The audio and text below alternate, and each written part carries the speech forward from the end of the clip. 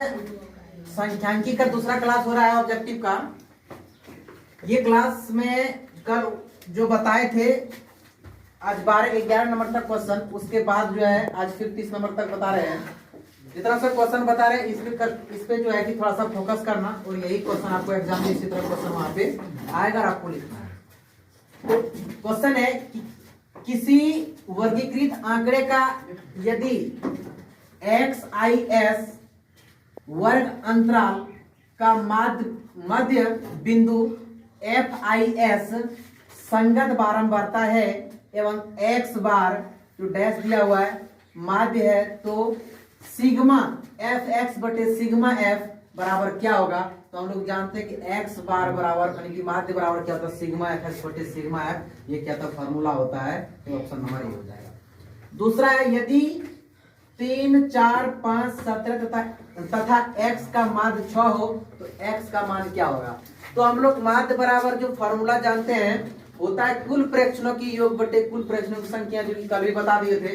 तो आज फिर एक क्वेश्चन ले लिए हैं। तो कुल प्रेक्षण देखो यहाँ पे क्या है, 3, 4, 5, 17 x सबको जोड़ेंगे।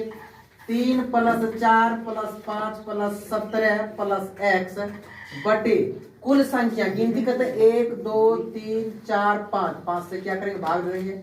मान दिया है कितना, 6, तो यहाँ कितना लिखेंगे 6। कुल प्रेक्षणों की योग बटे कुल प्रेक्षणों की संख्या, तो सब संख्या को जोड़ के और बराबर माध्य कितना 6 दिया है। अब जोड़ते हैं तो कितना हो जाएगा, 3 और 4 7 और 7 और 5 12, 12 और 17 को क्या करेंगे, जोड़ेंगे तो कितना हो जाएगा, 12 17 हो जाएगा आपको 29 बटे 5 प्लस x बराबर 6। अब 29 प्लस x बराबर, ये तिरछा गुना हो जाएगा, क्रॉस मल्टीप्लिकेशन हो जाएगा। तो 6 5 30 यानी x बराबर हो गया 30 - 29 यानी x बराबर हो गया आपका 1। ऑप्शन नंबर आपका कितना हो जाएगा, ए। अगला क्वेश्चन है निम्नलिखित में कौन सा आलेख द्वारा निर्धारित नहीं किया जा सकता। आलेख में हमको किसको नहीं दर्शा सकते हैं, माध्यक बहुलक को आलेख में हम लोग दर्शा सकते हैं, लेकिन माध्य का कोई आलेख हम लोग नहीं दर्शा सकते हैं। माध्य का कभी भी हम लोग आलेख नहीं दर्शाते हैं। अगला प्रथम 5 विषम संख्याओं का माध्य क्या होगा। देखिए विषम संख्या कहां से स्टार्ट होता है, 1 से।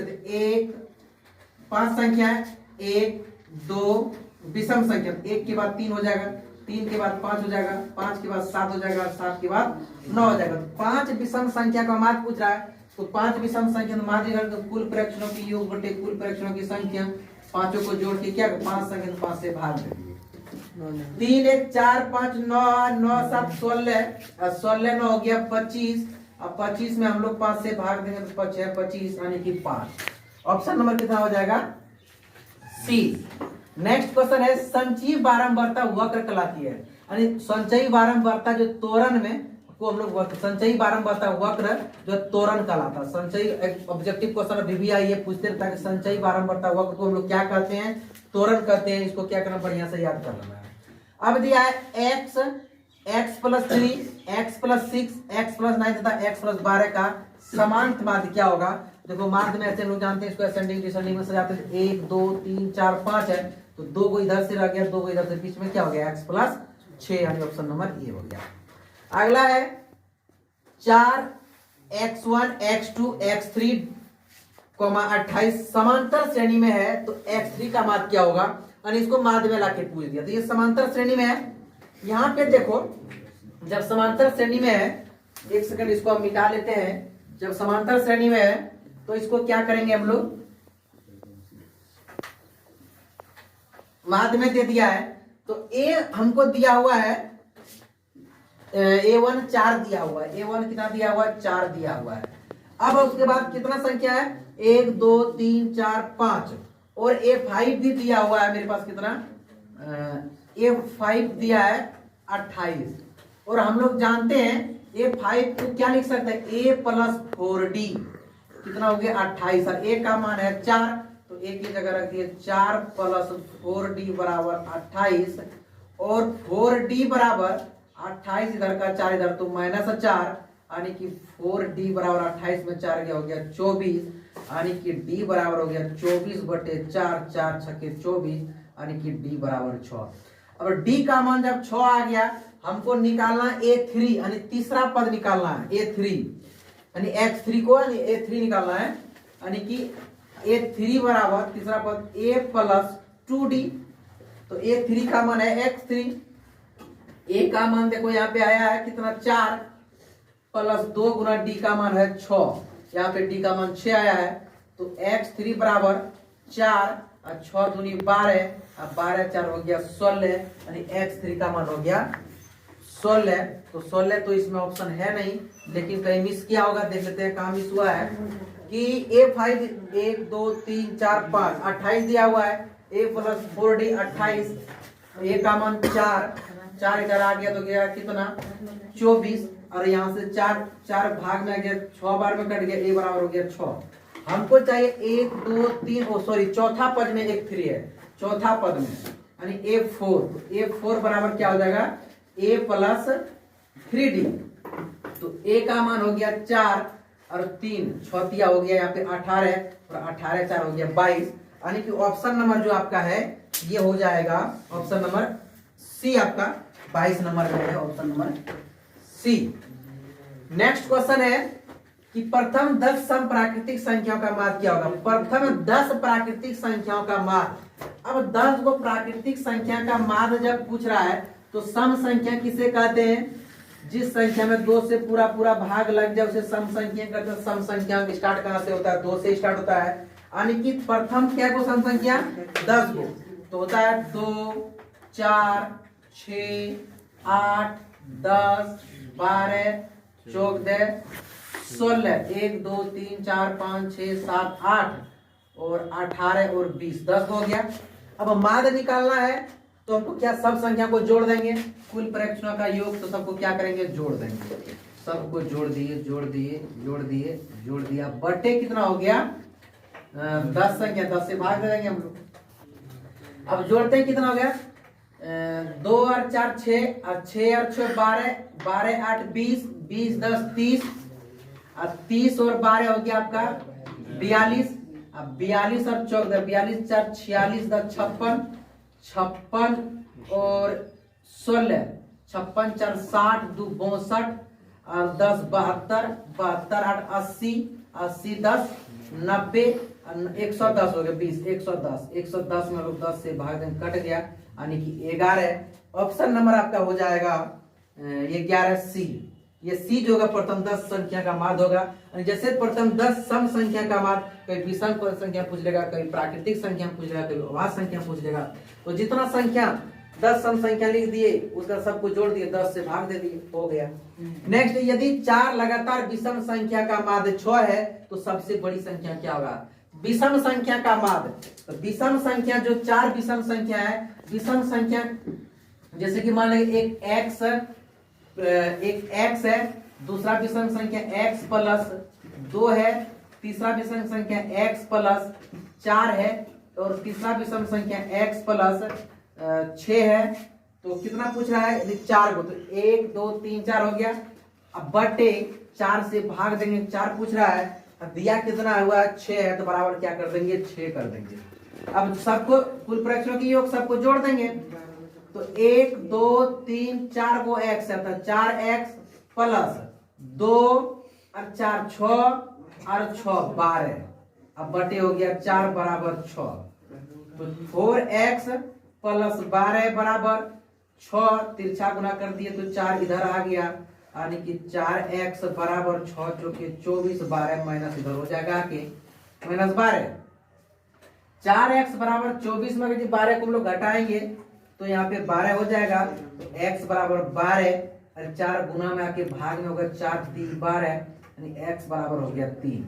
तो सबसे बड़ी संख्या पूछ रहा है हमको, सबसे बड़ी संख्या पूछ रहा है, तो सबसे बड़ी संख्या क्या है, जो विषम संख्या x प्लस 6 है, तो x का मान 3 आया, तो 3 यहाँ पे रख देंगे, 3 प्लस 6 बराबर आपका क्या हो जाएगा 9, यानी ऑप्शन नंबर आपका क्या हो जाएगा बी हो जाएगा, क्योंकि सबसे बड़ी संख्या आपका यहाँ पे होगा।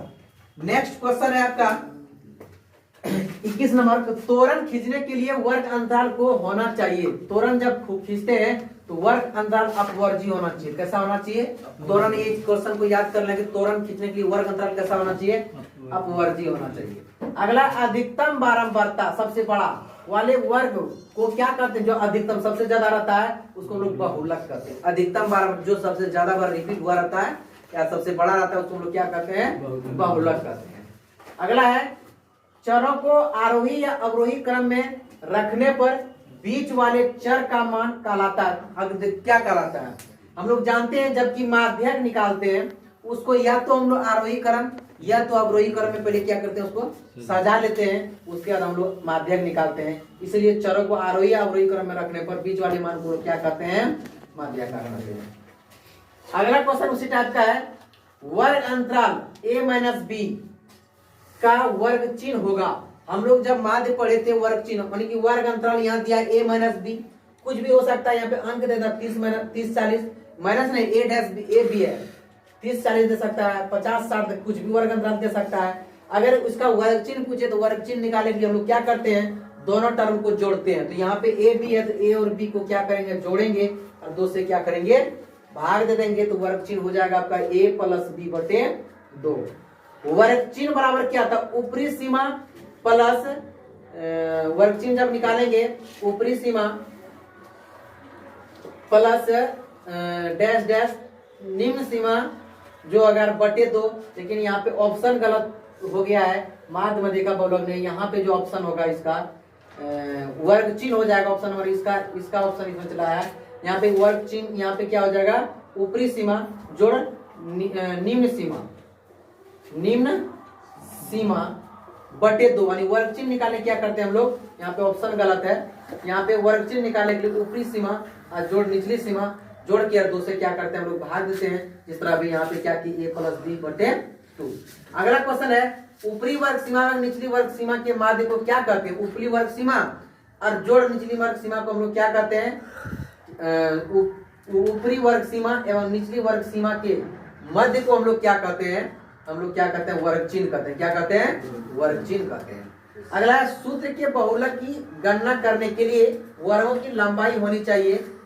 सूत्र के बहुलक की गणना करेंगे तो सूत्र की लंबाई समान होना चाहिए। क्या होना चाहिए? समान होना चाहिए। बहुलक की गणना करने के लिए वर्गों की लंबाई हमेशा समान होना चाहिए।